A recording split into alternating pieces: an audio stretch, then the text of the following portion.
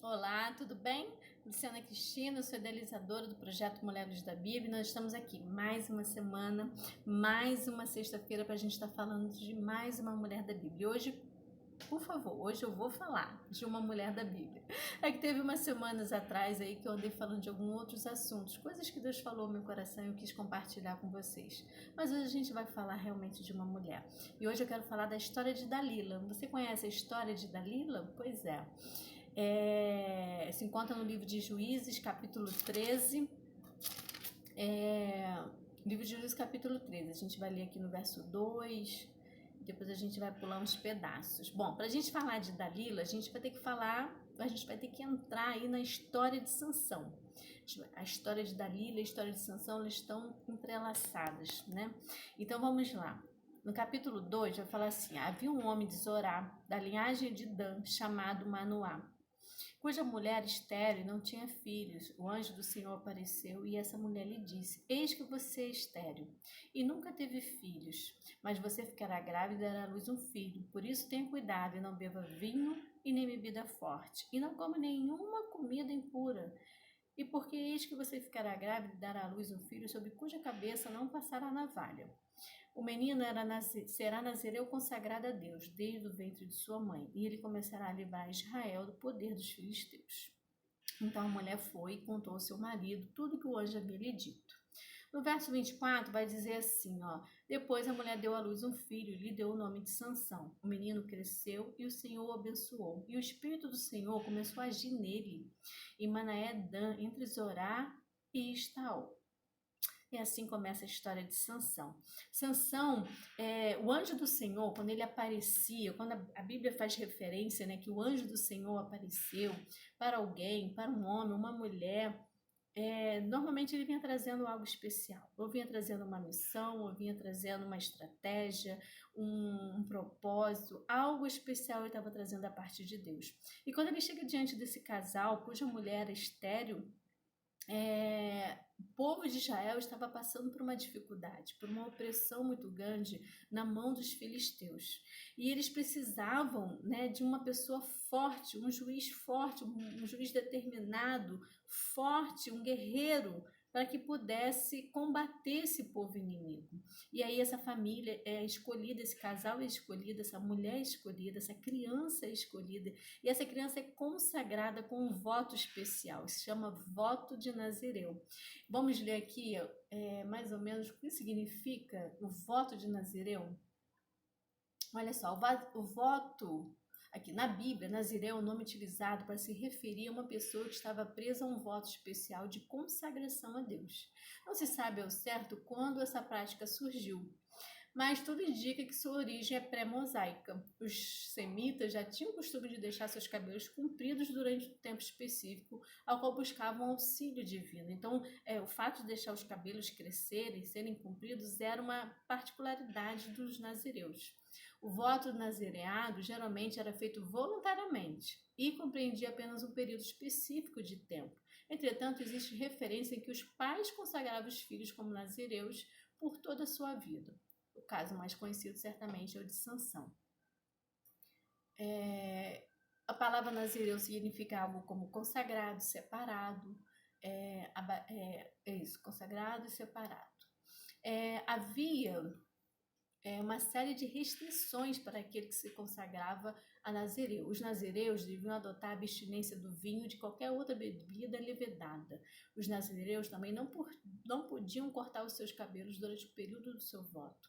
Quem fazia esse voto de nazireu não podia aproximar-se de cadáver, nem mesmo se fosse de um parente próximo.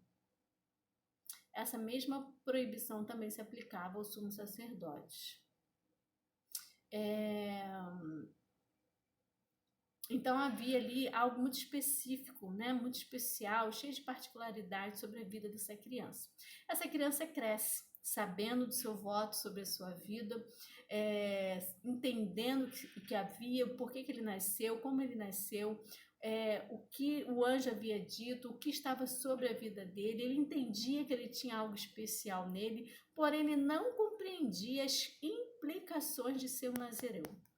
E o que aconteceria exatamente caso ele quebrasse alguma dessas regras, né? Desobedecesse uma dessas regras, dessas implicações do voto que havia sobre a sua vida.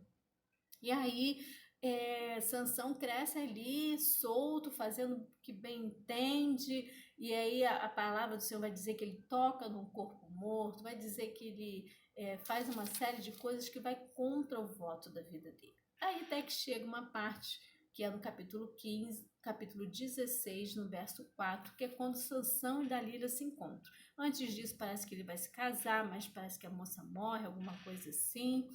A mãe fica chateada, pergunta para ele se não há outra moça em outro povo que ele possa escolher, mas ele não dá ouvidos à sua mãe, apesar dos conselhos da sua mãe, ele não dá ouvidos. E ele vai conhecer Dalila. Olha o que diz aqui no verso 4 do capítulo 16. Depois disso, Sansão se apaixonou por uma mulher do vale de Soreque, a qual se chamava Dalila. Então os governantes dos filisteus foram falar com ela e lhe disseram: convença-o a revelar em que consiste a sua grande força e como poderíamos dominá-lo e amarrá-lo para que assim possamos subjugá-lo. Cada um de nós dará a você 1.100 moedas de prata.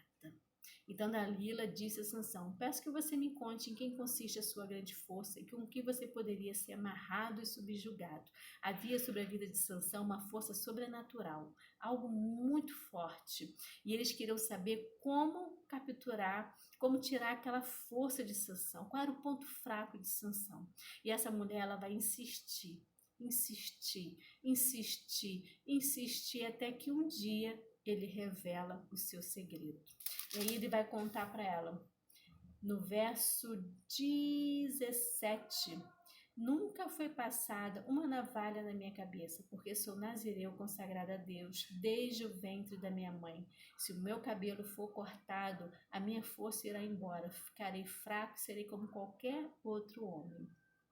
Quando ela revela para ele o segredo, quando ele revela para ela o segredo que tiraria sua força, ela imediatamente faz ele dormir sobre o seu colo e manda chamar alguém que raspa a sua cabeça.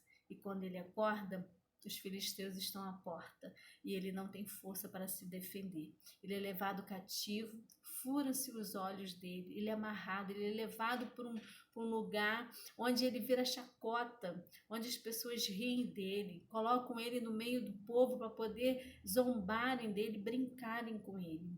Mas no seu último minuto de vida, no seu último momento, ele pede: me coloque próximo às colunas, me coloque próximo amarrado às colunas para que eu possa me encostar. E aí, naquele último momento de desespero, Sansão pede, clama ao Senhor e fala: Senhor, me conceda só mais esse momento de força para que eu derrube essas colunas e mate todos aqui. E a palavra do Senhor vai dizer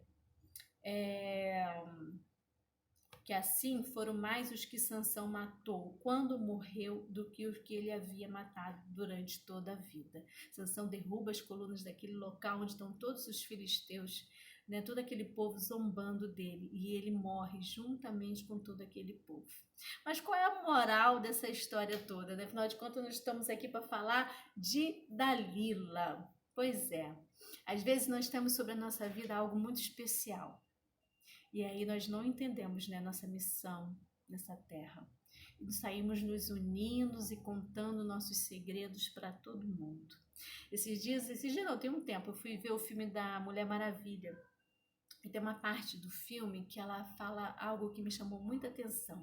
Ela fala assim, ó: aquilo que eu mais queria tirou as minhas forças. Pois é, aquilo que ela mais desejava estava tirando as forças dela, tirando a identidade dela. Todo o poder que a Mulher Maravilha tinha estava se esvaindo, ela não tinha mais aquele poder sobrenatural, porque ela tinha algo agora que ela tanto desejou, mas aquilo estava acabando com ela. E às vezes, para a gente desejar, às vezes, algo na nossa vida, a gente não percebe que aquilo está nos desviando da nossa essência, nos desviando daquilo que nós somos, nos desviando, tirando nossas forças, né? Impedindo da gente ser tudo aquilo que Deus programou para a nossa vida. E tudo aquilo que Deus programou para a nossa vida é bom, perfeito e agradável. Então a gente deve ter muito cuidado com nossos desejos, não é mesmo? Mas e aí? E Dalila? Dalila foi um instrumento ali, né, do mal, um instrumento do inimigo, mas permissão de Deus, não é verdade? A Bíblia diz que nós somos condenados pelas nossas próprias concupiscências. É bem verdade que Sansão, ele perdeu a sua força, o seu reinado, tudo por causa das suas próprias concupiscências, por causa dos seus próprios pecados, da sua desobediência. Mas ai daquele, né, que é instrumento para o mal. Ai daquele que é instrumento. A Bíblia não fala mais de Dalila. E que pena, né? Passar pela palavra do Senhor, passar por um livro como uma referência de tropeço na vida de alguém. Isso é muito triste. A lição, né, que essa palavra traz para nossas vidas é que eu nunca quero ser uma referência de tropeço na vida de ninguém. Eu nunca quero ser alguém que vai ajudar a derrubar o outro, julgar o outro, tirar as forças do outro, impedir o outro de ser aquilo que ele realmente deseja, ele precisa ser, entregar o outro na mão dos inimigos, né, dos seus próprios inimigos. Eu jamais quero ser esse instrumento maligno para destruir a vida do outro. Por isso nós devemos ter cuidado com nossos atos, palavras, atitudes, com aquilo que a gente derrama sobre o outro todos os dias. Eu costumo dizer que a gente é tipo um caminhãozinho, não é mesmo? A gente carrega assim na nossa caçamba muita coisa. E nós podemos ser tanto um caminhão de flores, como nós podemos ser um caminhão de lixo. Nós podemos ser tanto um caminhão de terra adubada, como nós podemos ser um caminhão de areia lavada, que não serve para nada, né? Tem que ser misturado com outra coisa para poder fazer um cimento, para fazer um alicerce, alguma coisa. A areia lavada sozinha não faz nada. Ou podemos ser apenas um caminhão de lixo. Às vezes eu vejo muitas pessoas andando pela face dessa terra, carregando caminhões de lixo, caçambas de lixo nas costas. O que é pior, derramando por aí na vida de outras pessoas. O que você tem derramado na vida de outras pessoas? Como você quer ser lembrado? Porque um outro livro está sendo escrito na minha vida e na sua vida. A Bíblia foi escrita 2000 anos atrás e Dalila está aqui como uma referência ruim. E você, no livro da sua vida, no livro da vida das pessoas que te rodeiam, como você tem sido uma referência? De alguém que ajuda, de alguém que edifica, de alguém que dá a mão, que levanta, que ajuda, que bota para cima, que fala palavras positivas, palavras de amor, ou você tem sido um caminhão de lixo, derramando lixo por aí? Amém? Bom, deixo essa palavra para vocês, que ela possa fazer sentido para o coração de vocês. Amém? Um beijo, fiquem com Deus e até a próxima sexta-feira. E por favor, compartilhe com outros.